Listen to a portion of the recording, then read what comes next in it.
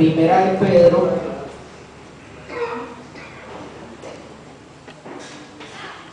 primera carta del apóstol Pedro, capítulo 1, verso 19. Primera de Pedro, capítulo 1, verso 19, 20 y 21. Amén. Vamos a dar lectura allí a esos tres versículos de la palabra del Señor.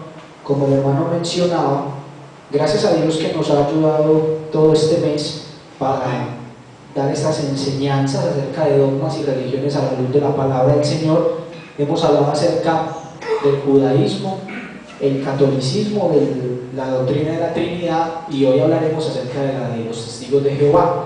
Amén. Todas se han desarrollado durante este mes en los cultos de por la tarde con un ánimo de mucho respeto y con un objetivo, o con dos objetivos. Uno es que los hermanos seamos edificados. Amén. Porque debemos conocer por lo menos lo básico de estas otras doctrinas, porque yo creo que si usted ha ido a evangelizar se dará cuenta que muchas personas le preguntan, bueno, ¿y cuál es la diferencia entre usted y fulano? ¿Sí? Que tengo una vecina aquí que me habla de tal cosa. Y yo creo que nosotros como estudiantes de la Biblia, amén, que creemos en el Señor y lo conocemos a través de la Escritura, debemos estar preparados, amén. Y también para que los amigos, si algún amigo estuvo, vino o está durante este mes, también resolvieran algunas inquietudes, amén. Dice la palabra, leo el 19, ustedes el 20 y me permiten leer el 21. Tenemos también la palabra profética más segura, a la cual hacéis bien en estar atentos como a una antorcha que alumbra en el lugar oscuro, hasta que el día esclarezca y el lucero de la mañana salga en vuestros corazones.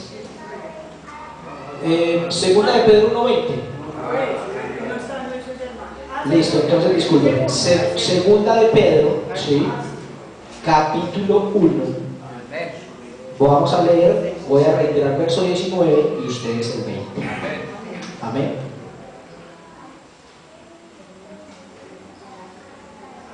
Listo, ya veo los hermanos ya ubicados. Dice, verso 19, tenemos también la palabra profética más segura, a la cual hacéis bien en estar atentos como a una antorcha que alumbra el lugar oscuro hasta que el día esclarezca y el lucero de la mañana salga en vuestros corazones. Entendiendo primero esto, que ninguna profecía de la Escritura es de interpretación privada. 21, termino con esto.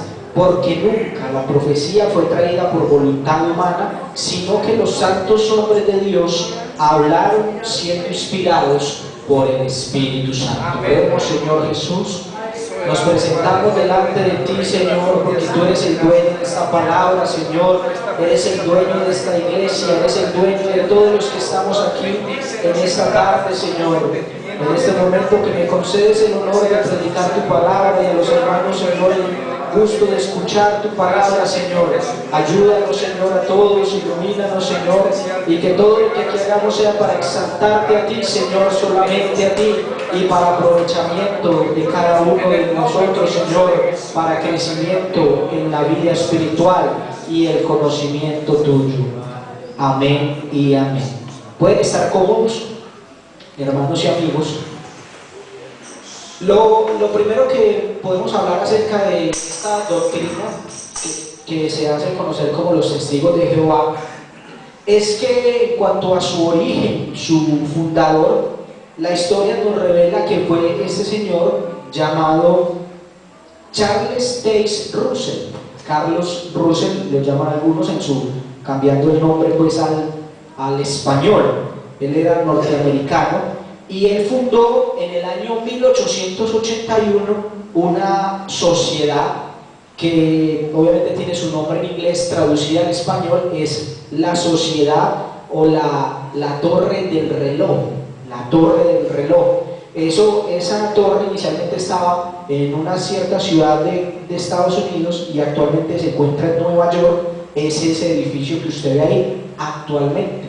Tiene ese título grande ahí, Watchtower, es la torre del reloj. Este hombre, en esa época, en el año 1881, entonces creó esta sociedad que era mayormente una editorial. Era una editorial por la cual él imprimía, creaba y distribuía lo que él consideraba que era la doctrina bíblica, su interpretación de la Biblia. Estamos hablando hace muchos años, no demasiados, pero estamos hablando en el año 1881, y él ya tenía un poder grande que hoy no es tan fácil lograr, y eso es usted tener una imprenta para poder usted distribuir ese material y por lo tanto llegar a muchos con ese conocimiento, que si era bueno pues sería de bendición, pero si estaba equivocado también iba a generar mucha confusión en las personas. Según datos de esta misma organización, este hombre presidió dicha organización hasta el año 1916, y desde el año 1919, o sea, casi unos 100 años, esta es presidida o dirigida por un cuerpo gobernante desde allá, desde Nueva York.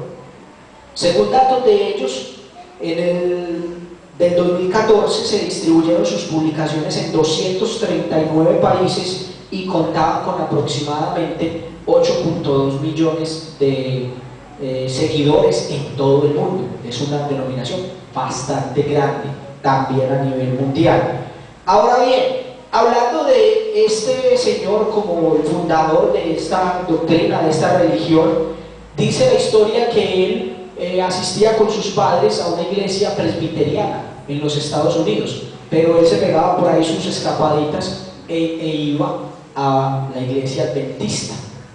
Allí, en esa iglesia adventista, él conoció a un hombre de apellido Miller, el cual este hombre hacía unos cálculos allí matemáticos, en los cuales él dice que iba a identificar cuándo vendría Jesucristo, cuándo vendría, y dice que él, basado en una profecía de Daniel capítulo 8, identificó cuándo vendría Jesús. Y a este Russell le pareció muy curioso que cuando Miller soltó esos datos, que vendría por allá en el año 1834, después corrigió y que era 1835, toda la gente que empezó a creerle y empezó a vender sus propiedades y a seguir a ese hombre Miller. Entonces él descubrió que la gente creía mucho a eso y que a través de eso él podía hacer pues una gran empresa y tomar gran ventaja en el mundo. Así que él empezó también a estudiar con Miller, y entre los dos incluso empezaron a analizar algunos cálculos, y según ellos llegaron inicialmente a la conclusión de que Jesucristo iba a venir en el año 1874. Y cuando ellos dijeron esto, pues se alarmó el mundo, los de su época lo contradijeron. Lo cierto del caso es que llegó 1874 y nada pasó. Dijo también que se habían equivocado allí, que habían tenido un pequeño descache, y volvieron a dar otra fecha y tampoco pasó. Al final dejaron ellos establecido, y ahorita lo vamos a ver en el credo de ellos, que en 1914 era la fecha en la que Jesucristo habría venido a la tierra, pero que había venido ya no en esa presencia corporal visible, sino que había venido en espíritu, y que ahora estaba entonces gobernando en una manera espiritual. Gloria al Señor, denle alabanza al Señor Jesús. Así que ellos, a través de sus publicaciones, que inicialmente él la llamó la Torre de Vigía y el Heraldo de la Presencia de Cristo, hoy conocida como el Atalaya, usted la ha visto que se la ha repartido, ese es el nombre que hoy tiene esta revista que viene desde allá. Pues dice la historia que él, con las ganancias, grandes ganancias de esa imprenta, pues montó esta gran denominación. Y entonces también dice y habla la historia, y usted lo puede investigar, acerca de la conducta de este hombre. Varias veces se divorció, tuvo diferentes matrimonios, se divorció porque sus esposas lo acusaron de muchas situaciones, entre ellas la primera, lo denunciaba y se divorció de él porque era un hombre que era promiscuo, que era infiel, y que con las personas que iban a su iglesia, a su denominación, pues ella veía que con las mujeres de esa denominación él tenía actos indebidos. Así que esa fue la historia, la historia del fundador de esa denominación. De por sí creció en un ambiente de mucha polémica y de una conducta muy dudable acerca de esta persona, la cual cuando murió dejó pues esa enseñanza de que Jesucristo era venido en espíritu. Ahora bien, para que miremos algo acerca de esto, porque es mucho lo que podríamos hablar, quise basarme, que nos basáramos en el credo de ellos para analizarlo a la luz de la Biblia. ¿Por qué? Porque serían muchas las doctrinas que podríamos tomar, pero usted sabe que, digámoslo así, una organización debe presentar ante el Estado unos artículos de fe en que cree. Eso en un término corporativo se llama la misión, la visión, ¿cierto? De una organización. Así que las organizaciones religiosas pues presentan, nosotros como Iglesia Pentecostal Unida de Colombia tenemos unos artículos de fe. Creemos en el bautismo en el nombre de Jesús, amén. Eso está en la Biblia y es un artículo de fe, es algo que nosotros predicamos y anunciamos porque le vemos que está en la palabra. Así que ellos tienen unos artículos de fe o su credo y vamos a mirarlo, y prácticamente aquí podríamos sacar ya la enseñanza de la tarde de hoy acerca de lo que ellos creen, y lo vamos a mirar a la palabra de Dios. Primero arranca diciendo: creo que Jehová Dios en su existencia, sin principio ni fin, dice, según ellos, se le ocurrió un día crear algo y de la nada hizo la primera cosa, resultando ser Miguel o el arcángel o Logos, y a esta cosa le dijo: ayúdame a hacer las otras cosas. Entre paréntesis dice el sol, la luna y las estrellas. Miremos que ellos allí, en esa creencia, le otorgan. Primero dicen que lo primero que Dios creó, porque ahí estamos de acuerdo que Jehová es Dios, hasta ahí esa primera parte estamos de acuerdo, pero ellos le otorgan que lo primero que Dios creó fue un arcángel, al que llamó Miguel, y a ese Miguel le dice: ahora listo, vaya usted y cree todo lo demás, vaya usted y cree todo lo demás. Y eso no es lo que vemos a la luz de la palabra del Señor. La palabra del Señor dice que todo fue creado por Dios. Amén. Y vio Dios que era bueno. Amén. Y cuando creó al ser humano y le llevó a Eva o a la mujer a Adán, dijo, y era bueno en gran manera. Que Dios dijo: me lucí, me quedó esto bien bueno. Amén. Así que la Biblia nunca resalta de que sea lo primero que Dios creó al arcángel. La Biblia sí dice que Él creó todo, principados y potestades. Él sí lo creó todo, eso sí es correcto. Ahora, tampoco menciona la Biblia que como tal Dios le haya dicho a ese arcángel: ayúdame a hacer las otras cosas. En el libro de Isaías capítulo 42, el Señor dice: ved ahora que yo soy Dios y no hay dioses conmigo. Porque quien tendría el poder de crear el sol, la luna y las estrellas, tiene que ser un Dios para crear algo tan grande. Dicen los científicos que han estudiado que el sol arde a casi 16.000 grados centígrados, y usted y yo a 36 grados ya estamos, a 38 grados ya tenemos fiebre, ¿sí? Así que no es posible que una mano simplemente humana o algo débil pudiese crear algo tan grande. Amén. Dele alabanza al Señor Jesús. Dice y continúa el credo de ellos. La segunda frase dice: creo que a esa primera cosa, es decir, a Miguel, le ordenó que viniese a la tierra y que su fuerza de vida se transfiriera al óvulo de María, desapareciendo Miguel del cielo, materializándose como el hombre más grande de todos los tiempos. La creencia de la doctrina de los testigos de Jehová indica que este Miguel, que fue el primer, según ellos, que el primer ser que Dios creó, es Jesucristo. Y aquí es importante que usted y yo tengamos eso claro. Para ellos Jesús simplemente es Miguel, humano, que se manifestó, no Jehová, sino Miguel. Y ahí ya usted ve que la Biblia declara en 1 Timoteo 3:16, dice que Dios, amén, Dios fue manifestado en carne. Miren, no dice que alguien menor, no dice que alguien creado, dice Dios fue manifestado en carne. Gloria al nombre del Señor. Y miren que entonces, y otra cosa es que ellos reconocen la naturaleza humana de Jesús. Eso hasta ahí concordamos. Pero lo que no reconocen es la naturaleza divina divina de Jesús. Personalmente he hablado con ellos y ellos se sientan en algo de decir que Jesucristo no debe ser adorado porque no es Dios, directamente así. Pero la palabra del Señor nos muestra que Él sí fue adorado. Él sí fue adorado. Hebreos 1.5 dice la palabra del Señor, y aquí con eso refutamos esa teoría. Dice: porque a cuál de los ángeles dijo Dios jamás, mi hijo eres tú. Y mire que si dice que fue lo primero que creó, estamos hablando allí como hijo. Dice: ¿a cuál de los ángeles dijo Dios jamás, mi hijo eres tú, yo te he engendrado hoy? Y dice, verso 6, Hebreos 1:6, y otra vez, cuando introduce al primogénito en el mundo, dice: adórenle. Mire que si habla de adoración, hablando de esa naturaleza o de esa función de hijo de Dios. Adórenle todos los ángeles de Dios. Dios nunca, porque eso sería absurdo, colocar a unos ángeles a adorar a otro ángel. Amén. De hecho, Dios reclama, y una de las cosas que Dios aborrece es la idolatría. Amén.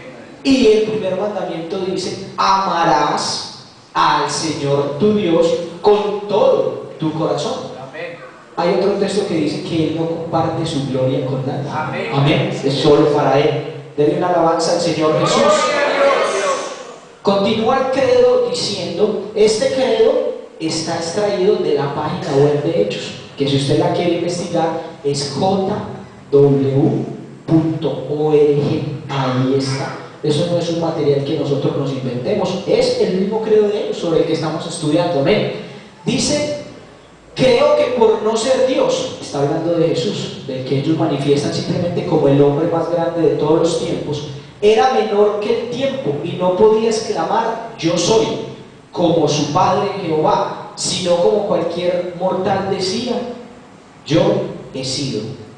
Y ustedes y yo hemos visto en la Biblia, hay por lo menos 30 o hasta 40 ocasiones donde el Señor decía yo soy la puerta, yo soy la vid verdadera. Amén. Antes que Abraham fuese, yo soy. Amén. No aparece yo he sido, pero usted sí lo puede encontrar en la Biblia, versión que ellos tienen, que acá la tengo, que lo llaman traducción del Nuevo Mundo de las Sagradas Escrituras. Ellos sí lo llaman yo he sido.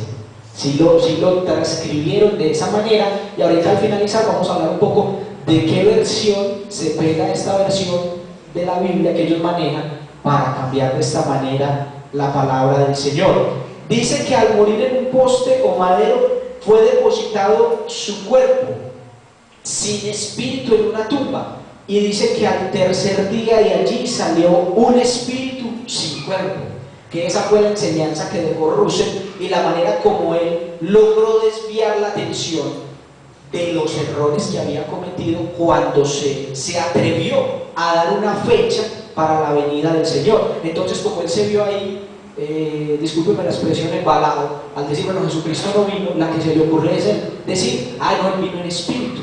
Por eso ellos defienden la postura de que del sepulcro salió un espíritu sin cuerpo. Pero la Biblia nos dice otra cosa totalmente distinta, porque cuando el Señor en Lucas 24 se le presenta a los discípulos, hasta comió todo, hasta comió, ¿cierto que sí comió? Comió pescadito. Y cuando ellos se asustaron, porque ellos pensaron que era un fantasma, ¿qué les dijo él? Palpad. ¿Qué es palpar? ¿Cierto? Y tocar. Les dijo, venga, tóquenme para que vean. Palpar y ve que yo mismo soy, de carne, de hueso, porque un espíritu, dijo él mismo, no tiene carne. Él mismo lo dijo. Así que de la tumba no se levantó un espíritu sin cuerpo. Amén. Denle alabanza al Señor Jesucristo. Dice, el credo continúa diciendo, creo que Jehová retiró el cuerpo de Jesús, es lo que ellos profesan, y posiblemente lo exhibirá durante la edad milenaria. Recuerde que ellos mayormente su esperanza está basada en el milenio. Dice, creo que Jesús, para dejarse ver por sus discípulos, materializaba cuerpos. Es decir, esto tiene que ver casi como con una especie de posesión. Materializaba cuerpos. ascendió a los cielos y permaneció sentado casi 19 siglos, 1900 años, pasivamente a la diestra de Jehová, siendo hasta el año, lo que les decía ahorita, 1914, cuando empezó a reinar, regresando a la tierra en ese año en forma invisible, marcando con dicha fecha la generación que según la promesa del Creador no desaparecerá sin antes establecerse un mundo pacífico y seguro. Y aquí hay algo importante. Recordemos, cuando habla de esta fecha que se viene a la mente, recordemos algo que dijo el Señor en Hechos capítulo 1, a la luz de la palabra, lo estamos hablando. Cuando los discípulos le dijeron: Señor, ¿cuándo restaurarás el reino de Israel? ¿Restaurarás el reino de Israel en este tiempo? Él que les dijo: no os compete a vosotros saber las cosas que quieren, solo el Padre puso en su sola potestad. Entonces, si ni siquiera los ángeles, en otra parte también el Señor habla de eso, que el día y la hora nadie lo sabe, sino el Padre, ni siquiera los ángeles. Pero este hombre se atrevió a colocarle una fecha a eso, cuando ya la palabra enseña un principio diferente. Amén. Dice entonces que esto último, esto de que ya vino, miren esta frase cómo termina, dice: esto último lo admitiré hasta que nuestros líderes de Nueva York, textualmente dice así el credo, nos digan que todo fue, abre comillas, una especulación del cuerpo de Jehová, no un error de los ungidos del cuerpo gobernante. Es decir, prácticamente ellos dicen al confesar esto: si esto no se da, la culpa es de nosotros los del pueblo, no de nuestros que los dirigen. Es como el hermano Jairo y yo decía aquí: pues si resulta que Jesús no es Dios, eso es culpa de los hermanos y no de nosotros que predicamos y somos los pastores. Eso no tiene sentido de responsabilidad, ¿cierto que no? Porque pues si eso es lo que predicamos, los que primeros tenemos que creer eso somos nosotros. Amén. Entonces ellos hablan de este cuerpo gobernante en Nueva York y dicen que si eso es un error lo que están diciendo, no es error de ellos, sino que es error de los del pueblo, los mismos que se lo creyeron. Y miremos que por eso quise que iniciáramos leyendo en 2 de Pedro 1:20, donde la palabra del Señor dice que entendiendo primero esto, que ninguna profecía de la Escritura es de interpretación privada. Porque donde parte la historia de este hombre incluso es que Dios le reveló a él solito cuándo iba a venir, y que entonces él tuvo que crear una imprenta para publicarlo al mundo, que porque él no se podía guardar en secreto, que era algo muy feo de parte de él. Pero vemos que dice que no es de interpretación privada, ni que fue traída por voluntad humana, sino que los santos hombres de Dios hablaron siendo inspirados por el Espíritu Santo. Pero aquí hay algo importante, hermanos: nunca una doctrina de la palabra del Señor va a chocar con otra. La Biblia tiene unidad en ese sentido, coherencia. Por eso vemos, y hay eso de descartamos muchas doctrinas porque entre ellas se contradicen. Es absurdo lo que se plantea. Termina diciendo, dice: creo que no debemos orar directamente a Cristo. Él nunca volverá a la tierra, sino que reinará con los 144,000 testigos celestiales. Creo que solamente con ese grupo tiene función de mediador. ¿Qué dijo el Señor o qué dijeron los ángeles cuando los discípulos estaban viendo al Señor subir? ¿Sí? Ese mismo que habéis visto ir, así mismo volverá. Amén. Gloria al Señor. Y aclaremos que esa no es la venida que nosotros estamos esperando, porque esa venida de la que ese ángel o esos varones le hablaron a ellos es una venida donde el Señor sí vendrá a instaurar un reino milenial, porque hay algo que él debe cumplir, su palabra él la cumple. La venida que usted y yo estamos esperando, dice la Biblia que será en un abrir y cerrar de ojos, porque para la iglesia Dios tiene unas promesas mayores, amén, y más bonitas y más especiales y diferentes a las que tiene para Israel. Pero lo cierto del caso es que viene porque viene, amén, gloria al nombre de Jesús. Y dice algo interesante ahí sobre esto.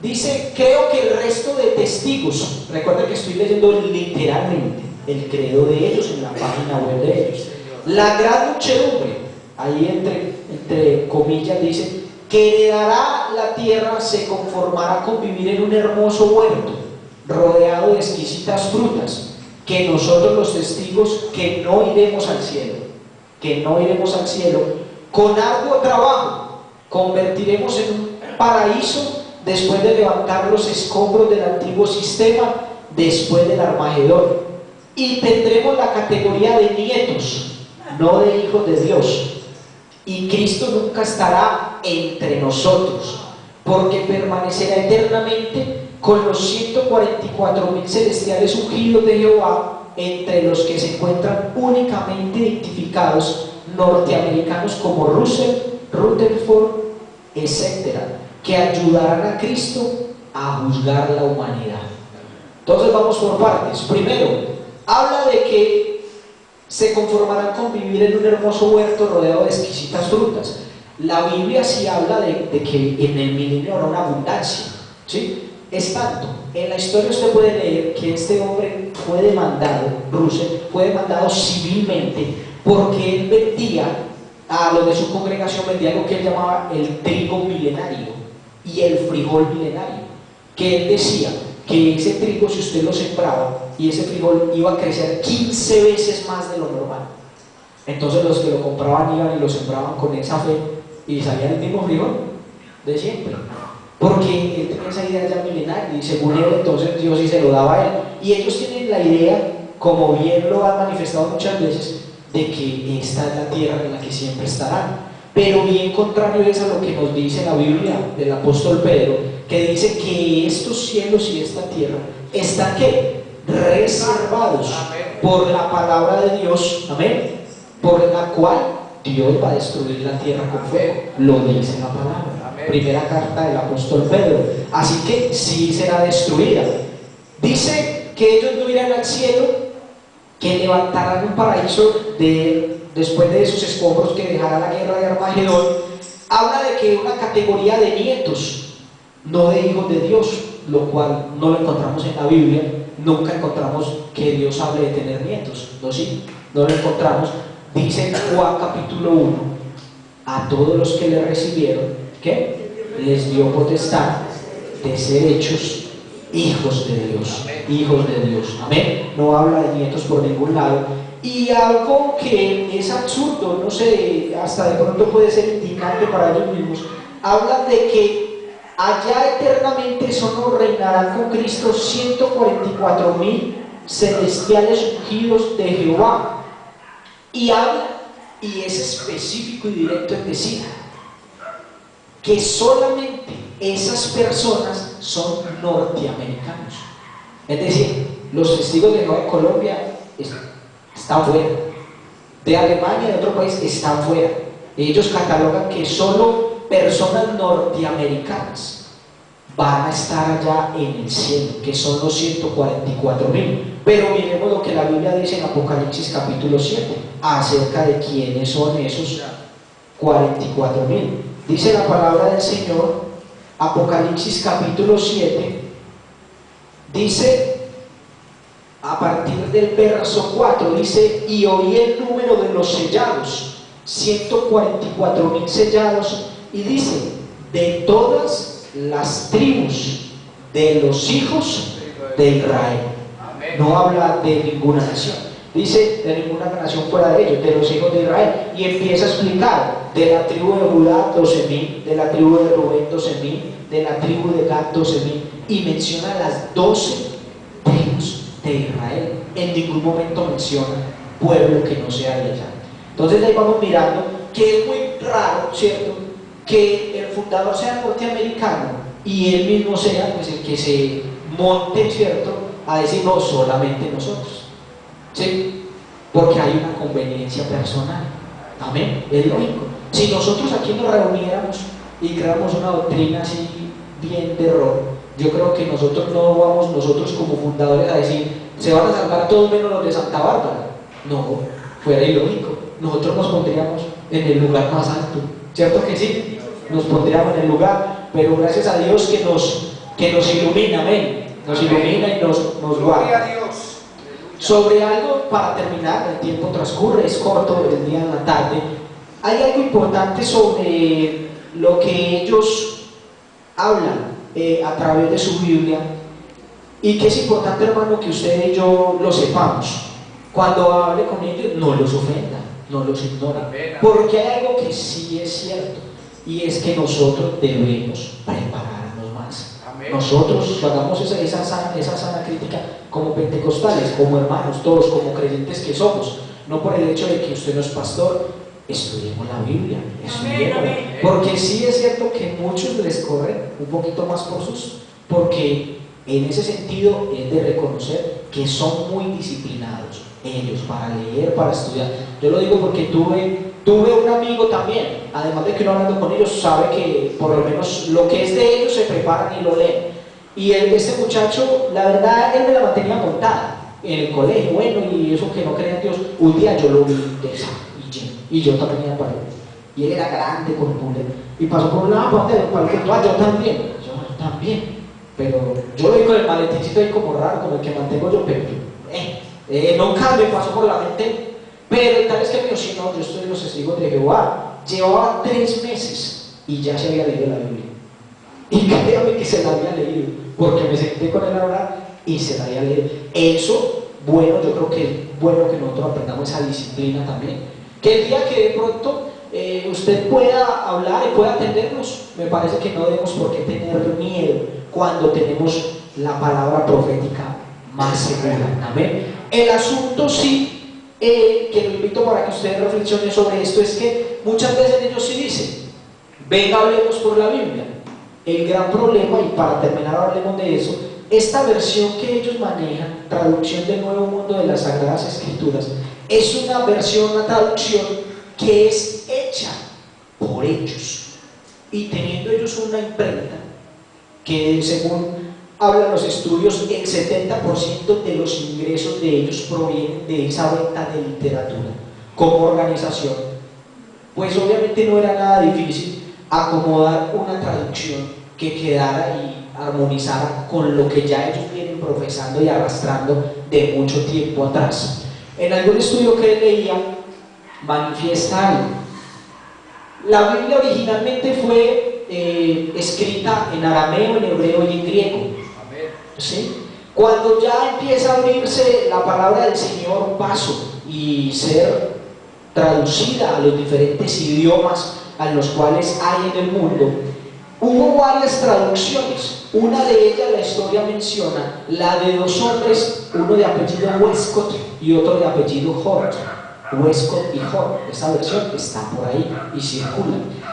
Cuando estos hombres presentaron, porque la historia habla de que un papa que solicitó que hicieran la traducción a la lengua romances, cuando él solicitó eso, algunos presentaron las versiones, las traducciones. ¿Quiénes la presentaron? Las personas que para esa época conocían esos idiomas y podían hacer la traducción.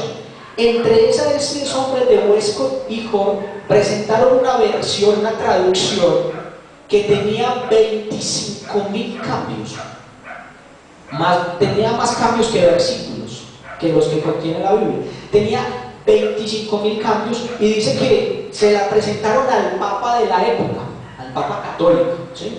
Y el Papa mismo se asombró, él mismo se asustó y dijo, no, eso tiene mucho cambio. Les dijo a otros, y dice que se conformaron, que la bajaron a 5.000 cambios, y esa es la que ellos aceptaron y la que ellos vienen manejando, la Iglesia Católica. Sin embargo, esta versión de Westcott y Hort fue la versión cambiada, la de los 25.000 cambios que utilizó Russell para empezar a diseñar sus doctrinas, y con ello, ya ellos teniendo todo ese emporio empresarial, pues diseñaron su propia versión.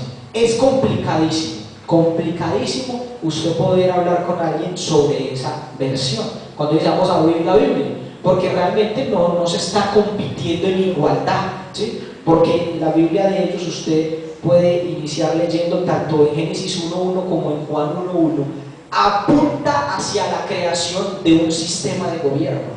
La aspiración de fondo de ellos no es mostrar una salvación, sino que cuando ellos hablan de una frase que usted encuentra a través de toda la traducción que ellos manejan, dice el nuevo sistema de las cosas, hablando, y ellos enseñan que cuando ya todo esto pase y que el mundo se estrelle con todos sus métodos de gobierno, entonces vendrá el Señor a instaurar su reino.